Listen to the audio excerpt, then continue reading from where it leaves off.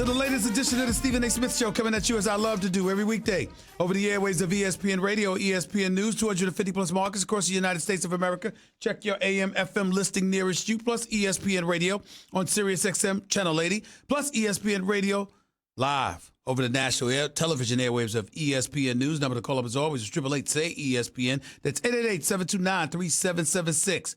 Tune in this Sunday for a football doubleheader as the New York Giants host the Washington Redskins, followed by the Jacksonville Jaguars going up against the Denver Broncos. Presented by Vivid Seats and Exxon and Mobil. Pre-game begins at noon Eastern on most ESPN radio stations. Time for Straight Talk, brought to you by Straight Talk Wireless. You know what my line is. Best phones, best networks, no contracts. Lots of stuff to get into today. It's Football Friday. Obviously, week 4 of the NFL season is just a couple of days away, or some would say it started last night, and I ain't got no problems with that. I don't have any problems with that. I ain't heard no fat lady. Did you see the Philadelphia Eagles handle their business? Did you see it? I told you to look for it. I did tell you. I do recall telling y'all before the game yesterday to look for this. The Philadelphia Eagles, make no mistake about it, they were on the brink. I don't give a damn what anybody says. If the Philadelphia Eagles had lost last night's game, season's over. As far as I'm concerned, in terms of, I should say that, season is over in terms of supremacy over the NFC East. That would have been the Dallas Cowboys division locked down. But because the Philadelphia Eagles won, because the Dallas Cowboys could potentially lose this weekend at New Orleans, the Eagles are already 2 games back, or going into the game last night 2 games back, confined themselves within 1 game of the Dallas Cowboys. And even though it was just a quarter of a season in, you can't have the Dallas Cowboys having a 3-game lead with that squad that they've got this year and expect to win the division. I don't give a damn that it was week 4.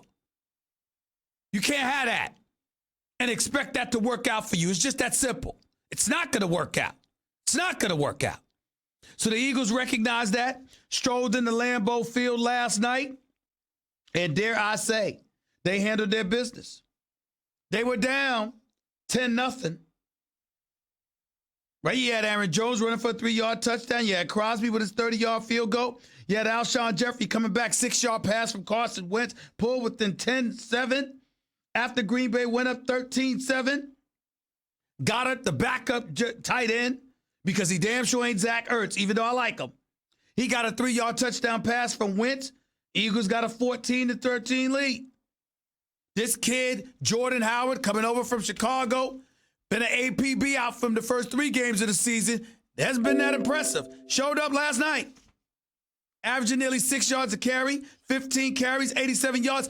But you want me to tell you right now who deserves the game ball? It's the Philadelphia Eagles offensive line. That's who deserves it. Led by Peters and Kelsey and the crew. They play like a bunch of rough riders. And they literally pummeled Green Bay. You Green Bay, you and your dime packages. I was taught that by Jonathan Vilma. Reminded me that the dime package is basically when you got a whole bunch of secondary dudes out there instead of stuffing it with a few linebackers and stuff like that. So you prepare more for the pass than the run. That's what Green Bay did because they didn't anticipate that the Philadelphia Eagles would be able to run the football because coming into the game, Philadelphia Eagles hadn't run the damn football all season long throughout the first 3 games. But credit and props to Doug Peterson, who gave the ball to Howard, who gave the ball to this kid Sanders, who, by the way, had a 67-yard punt return. And what do you have? You have the Eagles finishing the evening with 33 carries, 176 yards on the ground, moving the chains, handling their business. They were perfect in the red zone. I just can't say enough about them. I ain't going to lie to you. I didn't see this coming. I thought they would win because I thought it was desperate times. And desperate times call for desperate measures. Eagles couldn't afford to lose this game. They couldn't afford to go 1-3 on the season with the Dallas Cowboys potentially in a position to go 4-0. They didn't let that happen. If I sound funny, or for those of you out there that ain't hearing me correctly, whatever, I apologize. Still trying to get stuff in my ear and stuff like that. I don't hear a damn thing. But it doesn't matter. I don't need to hear you right now. You need to hear me. Because where I'm at right now is that the Eagles saved their season. This notion that it's too early to engage in such hyperbole, damn that. Had the Eagles lost this game, it'd have been a wrap. And I knew it, and that means I would have been hearing, how about them Cowboys all over the damn country, which would have made me want to throw up. And one of these days, these Cowboy fans continuing to mess with me, I'm going to throw up right on one of y'all. I know that sounds disgusting, but that's how sick y'all make me when y'all come on my face with how about them Cowboy nonsense. We'll see what they do. But the Eagles showed up and showed out last night. Howard, 87 yards rushing, over nearly 6 yards a carry. Sanders, 72 yards rushing on 11 carries, 6.5 yards a carry, including the 30-yard run in the mix, by the way. Carson Wentz, I don't need to throw for 300 yards to win this game. I could be relatively pedestrian. 16 to 27, 160 yards, 3 touchdown passes, not a single interception, 113 quarterback rating. I'm happy with that. Ertz got the ball. Jeffrey got the ball. Howard got the ball. Goddard had a couple of receptions. So did Hollins. He even had one reception. It was exciting. Alshon Jeffrey, let's not drop any more passes. Same thing with you, Aguilar. Let's not drop any more passes. Eagles still dropping passes, damn it. That's not a good thing. I'd like to see Sproles more actively involved. That's just my particular preference because I think he should. Only 1 carry for 4 yards. I think you could get Sproles more involved. Maybe they're saving him. Maybe they're preserving him because they don't want to put themselves on Front Street just yet. The dude is 36 years old. He's a miniature dude walking around at 190 pounds. So it might behoove them to say, okay, let me chill with that. Let me make sure I play him later, not worry so much about now. I'm good with that. That makes total sense to me. I approve of that message. I approve of that message. 888-SAY-ESPN. It's 888-729-3776. You are listening live to Stephen A., ESPN Radio, ESPN News. I'm just going to leave it like that. I'm just going to say what needs to be said. And now that we've gotten that out of the way, let's talk about a couple of things. Number one, that bad man, Aaron Rodgers. Let me say this. Doesn't seem like himself. Somebody's got to say it, so I'm going to say it. Somebody's got to say it. So I'm going to say it. Doesn't seem like himself, ladies and gentlemen. He really, really, really does not. Last night, with that interception, perfect example. Let me explain how. Yeah, Aaron Rodgers in the midst of throwing 34 for 53 for 422 yards, 2 touchdowns, a couple of dime drops. I mean, he looked sensational at times last night. You sit up there, you Green Bay, you stack the right side.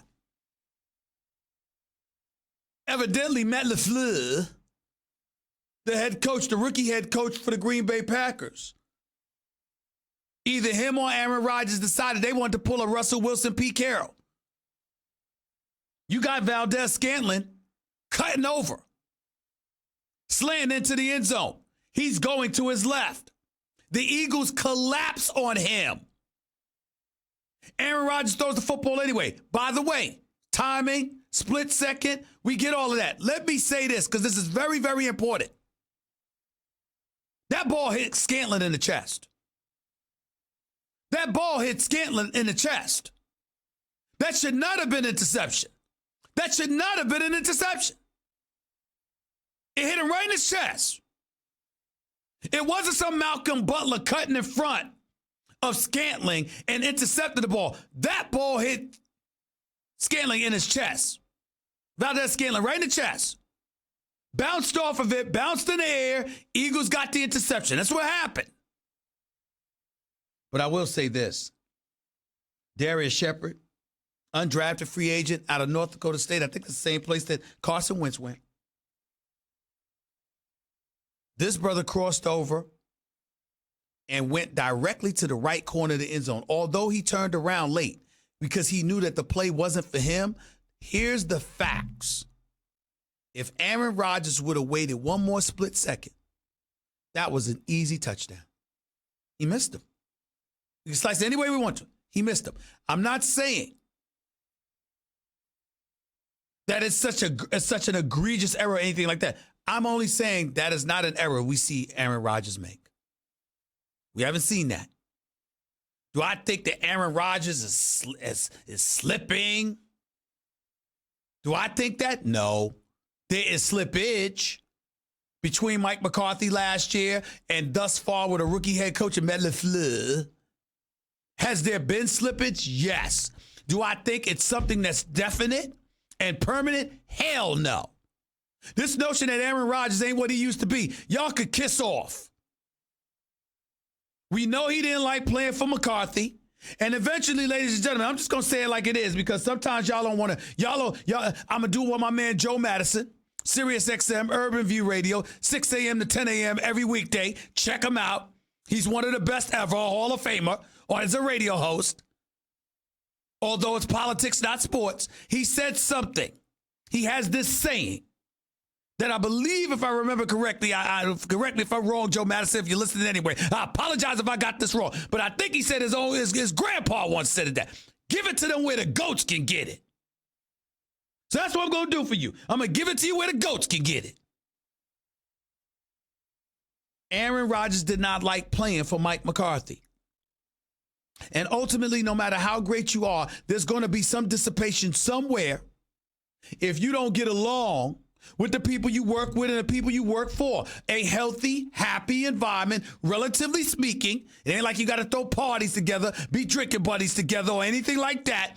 But a nice, good, cordial relationship that facilitates you looking forward to coming to work every day actually does matter.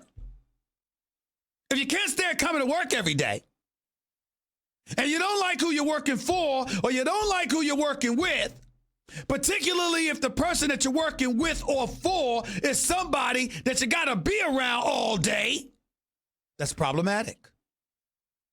And that is what Aaron Rodgers was going through with Mike McCarthy, no matter how he slices it. And I'm not talking about him liking McCarthy or not liking McCarthy as a person. I'm talking about him not necessarily liking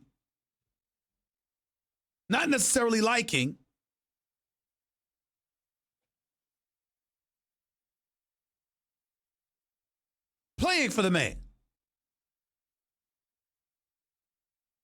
That's what I'm talking about here.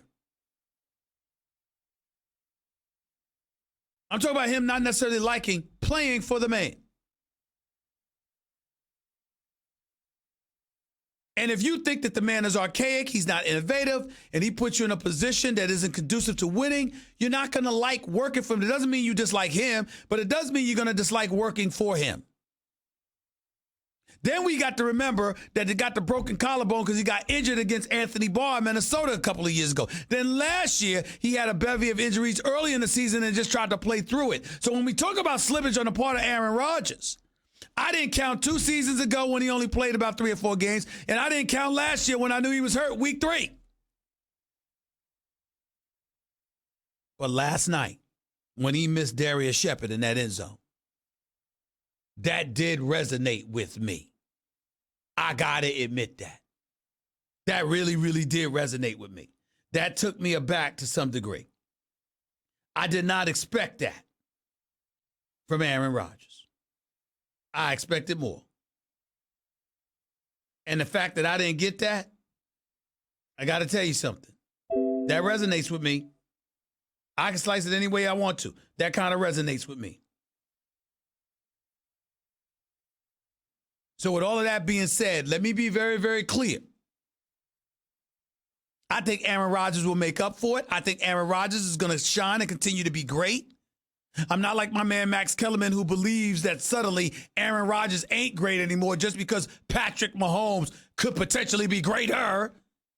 The reality is that just because somebody else is greater don't mean you ain't great.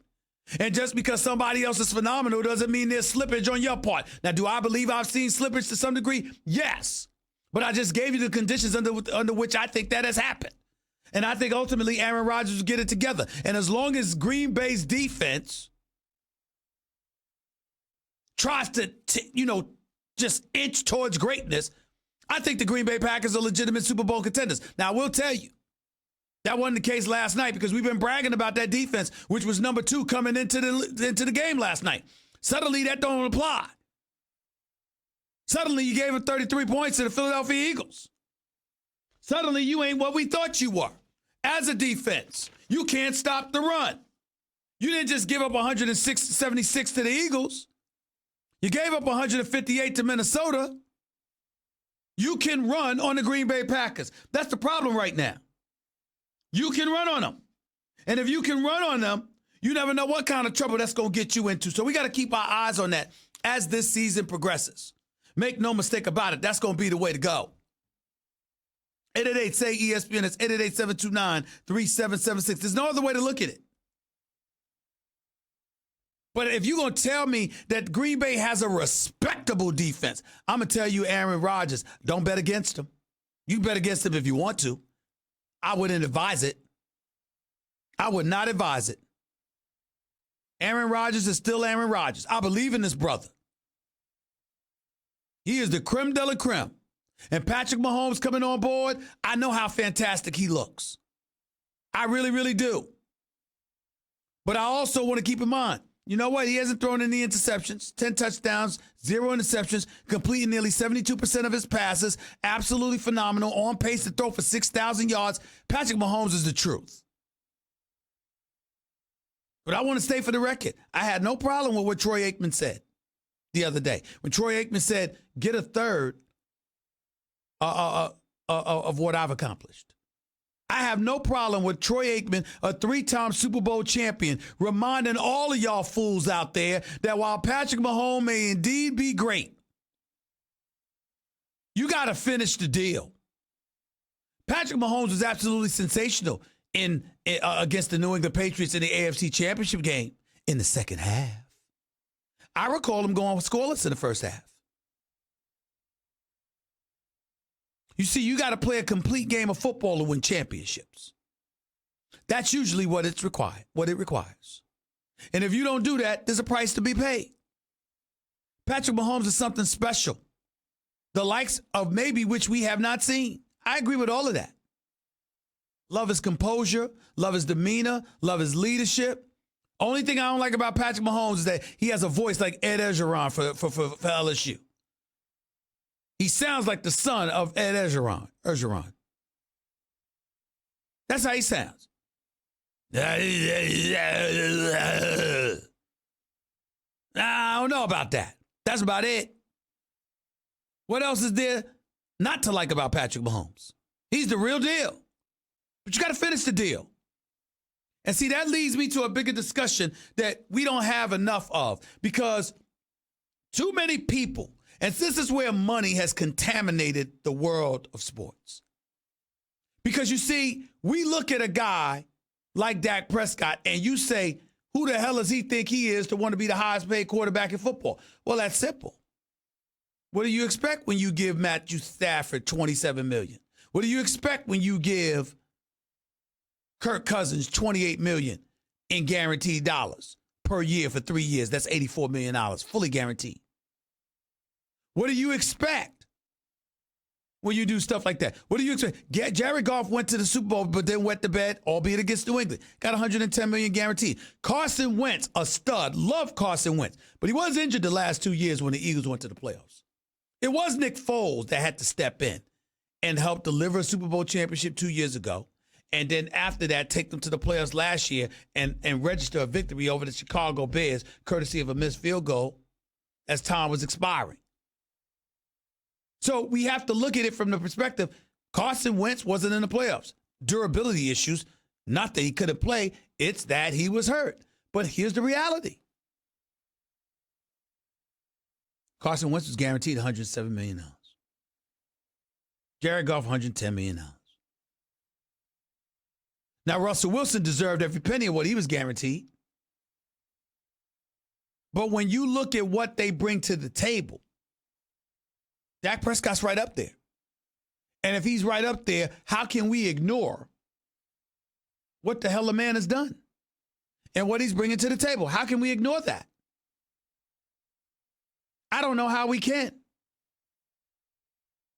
And so I'm just of the mindset that as you look at those things and you see them for what they are,